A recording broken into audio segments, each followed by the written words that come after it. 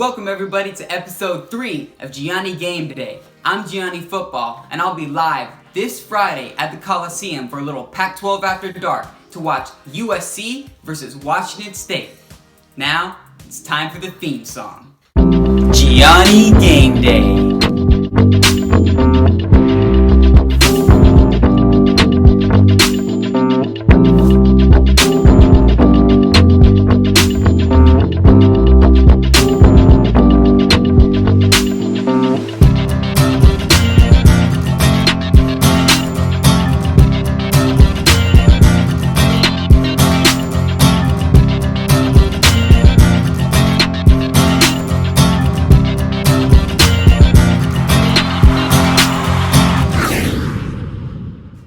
What's at stake this weekend? Well, USC hasn't lost 3 games in a row since 2012, when they lost to number 17 UCLA, number 1 Notre Dame, and Georgia Tech in the Sun Bowl. Washington State has never defeated USC in 2 consecutive seasons. They have defeated USC 2 times in a row, but those games were 2 years apart, in 2000 and 2002. USC really struggled last week because they couldn't establish a running game. Now they have really talented running backs with Ware and Stephen Carr, but the offensive line is really going to have to get after the defense in order to open up some holes for them. The offensive line is led by senior center and captain Toa Lobendon, and he's going to really have to take charge. Washington State has looked impressive in their first 3 games, but going into the Coliseum will be another challenge that they'll have to overcome. They're led by grad transfer quarterback Gardner Minshew, who's had a lot of success this season passing the football, especially when he targets wide receiver Tay Martin. Marvell Tell III and the rest of the USC secondary will definitely be tested. One of the best players on the USC defense, senior Porter Gustin, will miss the first half of this game because of a targeting penalty that occurred in the 3rd quarter of last week's game against Texas. Now, by rule, when a targeting penalty occurs in the second half of a game, you will miss the first half of the next game automatically. We'll see if he can come back and make a difference and make up for the time that he's lost. Speaking of Porter Gustin, before the season, I was watching the Pac-12 network. I think I was watching the show The Drive, and head coach Clay Helton was talking about Porter Gustin. He compared him to WWE legend The Undertaker because he had the long hair and his ferocity on the football field. Now, I'll put a picture up right now and see what you think, but I definitely could see it. And from the way that he plays, definitely, because he definitely plays like the dead man. He is just relentless on the football field. Another cool thing about that is, whenever there's a 3rd down in the Coliseum for the USC defense, they play this like gong or like this like bell, and it sounds just like the gong or the bell that they use for the Undertaker's theme song when he's like walking down the ring to like wrestle somebody. Now it's time to go back in time to know your history, where I'll take a story from college football history and I'll relate it to the teams that I'm covering this week. USC's first football team was in 1888. Arthur Carroll was the quarterback, and he volunteered to sew the team's pants of the uniforms that they wore. He would eventually become a tailor in nearby Riverside, California. Now, imagine JT just raising his hand and being like, "Yo, Coach Clay, do you mind if I just sew up the team pants real quick?" The USC football team was originally called the Methodists, sometimes the Fighting Methodists, or the Wesleyans. In 1911, following the lead of Stanford and Cal, USC implemented a rugby team. Although they were heavily inexperienced and unmatched, one silver lining can be seen from the financial burdens of early USC rugby. Owen R. Bird, an LA Times sports writer, coined the nickname Trojans. He saw the USC players battling through adversity and stated, "Trojan suitably fitted the players." And now it's time for my prediction. I believe that USC will take home the victory at the Coliseum this Friday. It will be a really tight game. Washington State will give them everything that they can handle, but USC will squeak one out 24-21. Gianni Football's ready to take on the Coliseum. LA, here I come.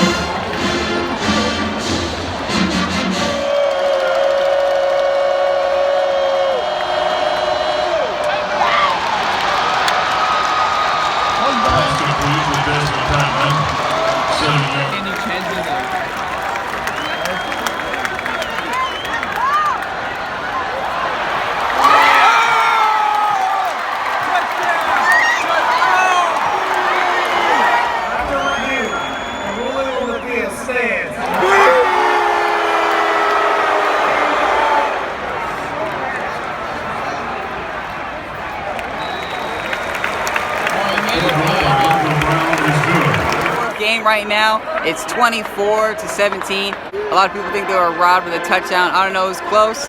The refs are really irritating everybody here at the LA Coliseum. Lots of penalties. Gardner Minshew from Washington State's been really killer. He's been slinging the ball all over the field, and he's been making a lot of great plays. 2 passing touchdowns so far. And not just to Tay Martin, he's been distributing the football very, very well. And even to James Williams, the running back, he's getting reception yards, and he had a rushing touchdown. USC had 1 rushing touchdown that put him up 7-0 to capture the first lead. And then Tyler Vaughn's had a passing touchdown, beautiful catch in the corner of the end zone from JT Daniels. It's been really close, very competitive, very excited for the second half of this game.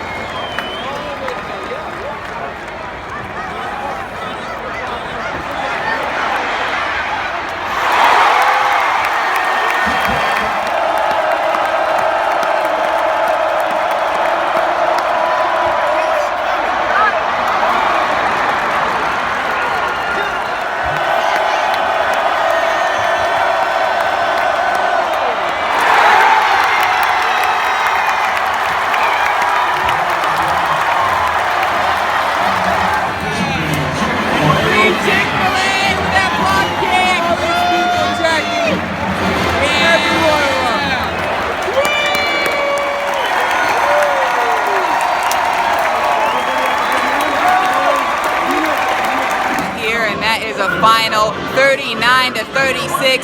USC takes home the victory in LA, and man, what a fantastic game. It was a battle back and forth. Minshew was tearing it up. Minshew Magic was definitely here in LA tonight, but JT Daniels scoring 3 passing touchdowns to 3 different wide receivers. Malapei, he scored 2 rushing touchdowns, and USC really inched one out. I knew it was going to be close. I didn't think it would be this high scoring. Once again, Gianni Gameday was a success. Thank y'all for watching. I'll see y'all October 6th for UCLA versus Washington. Until next time, Gianni football out.